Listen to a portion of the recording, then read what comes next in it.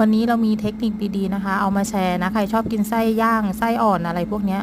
เหมือนเราบ้างนะอันนี้ต้องเป็นความชอบส่วนตัวเนาะหรือใครทำขายนะคะเนี่ยเราไปกินร้านนี้มานะคะทุกคนเราบอกว่ามันเคี้ยวง่ายมากทุกคนมันจะไม่เหนียวนะย่างแล้วแบบมันจะหอมมันจะเคี้ยวง่ายนะคะเราก็เลยแอบไปกระซิบถามแม่ค้ามาว่าทำยังไงทำไมได้เทคนิคดีๆขนาดนี้นะคะแม่ค้าก็เลยบอกว่าเขาต้มก่อนนะคะทุกคนเขาไม่ได้แค่ลวกนะเขาต้มให้มันค่อนข้างที่จะสุกไปแล้วมันจะทำให้ไปย่างแล้วสุกสะอาดก็คือง่ายค่ะแล้วกินง่ายมากไม่เหนียวนะ